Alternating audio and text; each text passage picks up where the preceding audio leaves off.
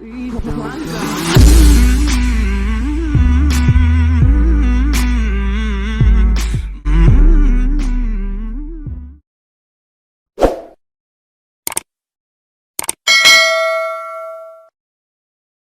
dulu yang pertama kali pakai kerudung di Riau tahun 85.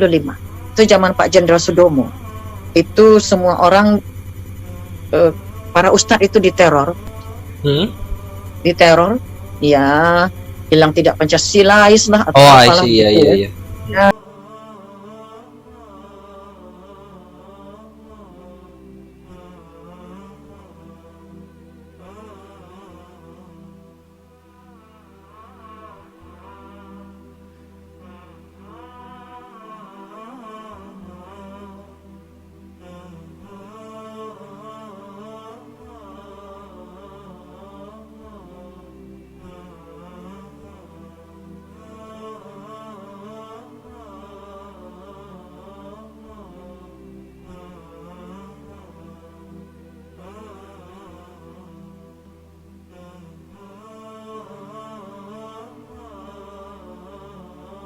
Washington DC, Amerika Serikat.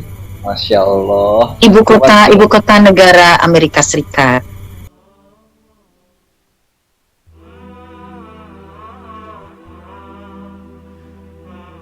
Ya, saya ibu syair Sumangkut. Ya, dari Fam Manado, Sumangkut.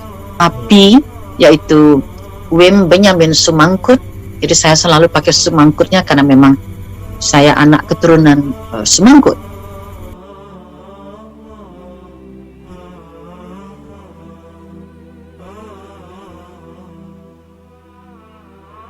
Ibu saya dulu kebetulan Kowat di bawah Pak Jenderal Ahmad Yani. Beliau bahkan menjadi salah satu dari kurir surat rahasia untuk Pak Jenderal Ahmad Yani.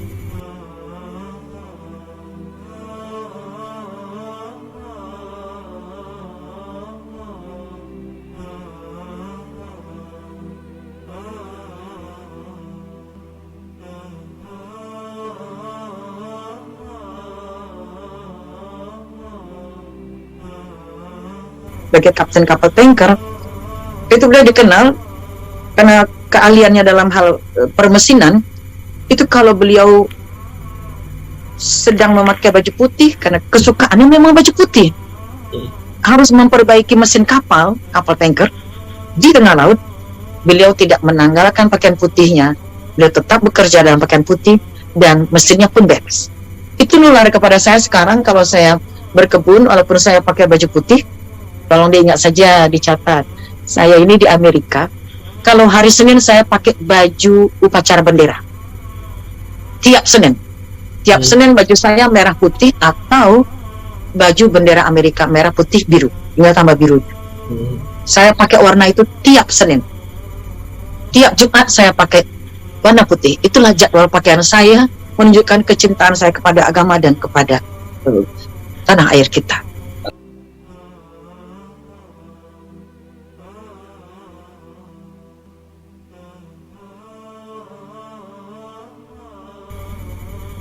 Beliau itu waktu menikah dengan ibu saya, menikah dalam Islam, namun ketika sudah mempunyai anak banyak, lalu ayah saya, papi, kembali ke Kristen, dan itulah awal dari malapetaka dan luar biasa penderitaan yang kami rasakan.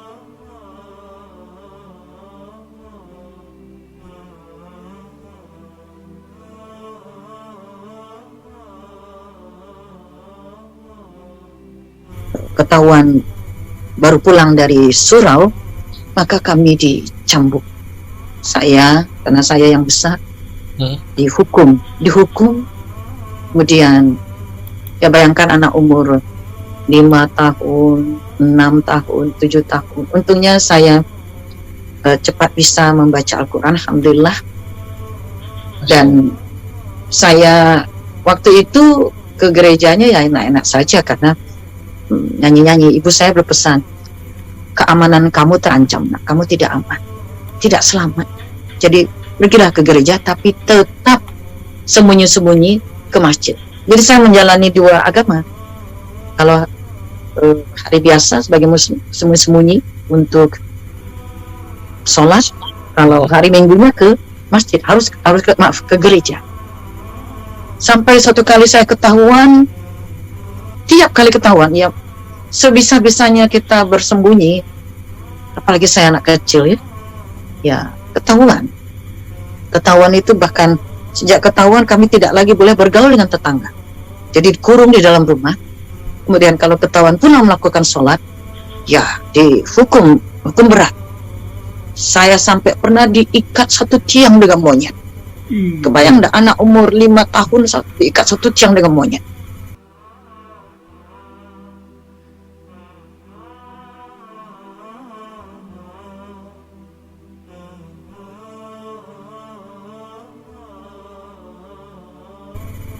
Pernah suatu kali, waktu itu beliau membawa uang, satu koper isinya uang semua. Jadi koper itu dibuka seperti ini. Ini koper bukakan gini, isinya uang, satu tas itu. Terus ibu saya minta 1 lembar saja. Untuk apa? Untuk adik yang baru lahir, yang masih kecil maksudnya itu, selalu memakai pakaian bekas dari kami kakak-kakaknya. Oleh papi dijawab, uangku hanya untuk Yesus Kristus. Uang akan datang kalau kalian semua ikut Yesus Kristus. Anak-anak sudah papi bawa ke gereja, kamu belum. Uang akan datang kalau kamu ikut ke gereja, ikut Yesus Kristus. Kamu itu ke istri beliau berarti maksudnya? Ibu saya, ke ibu saya. Tadi koper penuh dengan uang kan. Ibu saya minta 1 lembar, tidak diberi. Ternyata kami disuruh susun baris untuk menyaksikan penyerahan uang 1 koper itu pada pendeta. Nama pendeta itu, saya ingat namanya Sibarani, Bapak Pendeta Sibarani. Itu markanya ya Bu ya? Bapak Pendeta Sibarani. Nah, terus dibilang ini uang untuk Yesus Kristus. Jadi 1 koper isinya uang tadi dibuka, kan gitu ya. Kemudian disorongkan, dibuka. Hanya kami untuk nengok saja, lalu disorongkan, diserahkan kepada pendeta. Tanpa 1 lembar pun ibu saya, mami itu dikasih. Terus saya mikir, ya Allah, kenapa mami ini bertahan? Kok mami bertahan? Ada apa? Saya jadi mikir, ya Allah, ada apa di dalam Islam ini? Kenapa ibu bertahan? Kok ibu saya bertahan? Pasti ada sesuatu dalam Islam ini. Karena sudah nggak masuk akal. Kami sudah disiksa, udah begini, dikasih nafkah, diazab. Terus kok ibu tetap bertahan gitu? Itu yang membuat saya termotivasi. Saya bilang, aku harus mengetahui apa isi Islam itu. Setelah saya besar, saya bilang kepada mami ini dulu kok maunya begitu, kok taat banget sama suami, begini, saya bilang.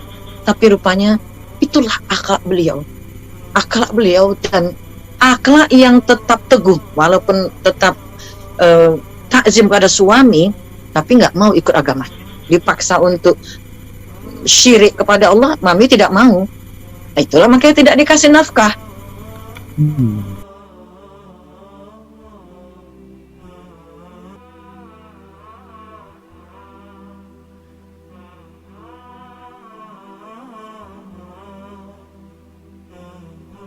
Nah, target ayah saya dulu rupanya untuk mendapatkan penghargaan dari gereja, karena kalau 5 anak tambah istri 1 kan sudah 6, tambah ibu pengasuh kami kan sudah 7. Targetnya 7 orang akan digerejakan. Kan baru saya dan saudara saya yang besar waktu itu, yang lain kan masih kecil-kecil, tidak ke gereja, masih sekalian ya mungkin. Baru saya dan saudara saya yang ke gereja, 3 lah. Nah, targetnya itu mengurus semuanya 7 biar dapat penghargaan.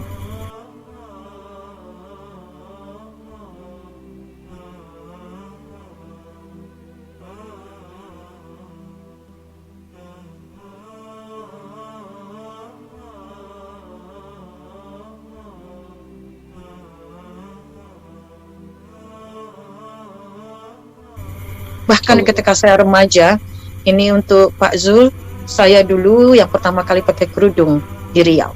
tahun 85. Itu zaman Pak Jenderal Sudomo. Itu semua orang, para ustadz itu diteror,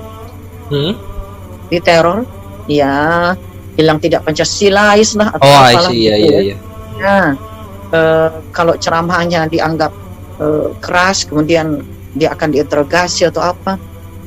Saya pertama pakai kerudung, kemudian saya ketok pintu rumah pelajar Indonesia itu. Satu persatu saya ketok rumahnya, diajak untuk mengaji. Yuk kita baca Al-Quran. Masya Allah. Jadi akhirnya ngajinya Bukan. malam sampai subuh untuk tahajud bersama.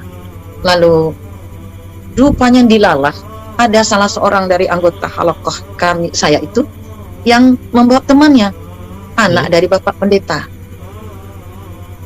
Masya Allah, anak itu akhirnya menjadi Muslim, Allahu Akbar. menjadi Muslim. Tetapi temannya ditangkap oleh polisi dan dijebloskan ke dalam penjara. Dan temannya ini ketika ditanya siapa mentor kamu, siapa? Dia tidak mau menceritakan, menyebutkan nama saya sehuruf pun. Ditahan, masuk penjara 1 minggu. Masuk penjara 1 minggu, tidak ngomong. Jadi saya ini bisa masih tetap hidup karunia Allah dan pengorbanan orang-orang lain. Keimanan anak itu jauh melebihi saya. Allahu Akbar. Kalau anak itu buka mulut, mungkin saya sudah azab. Dan habis.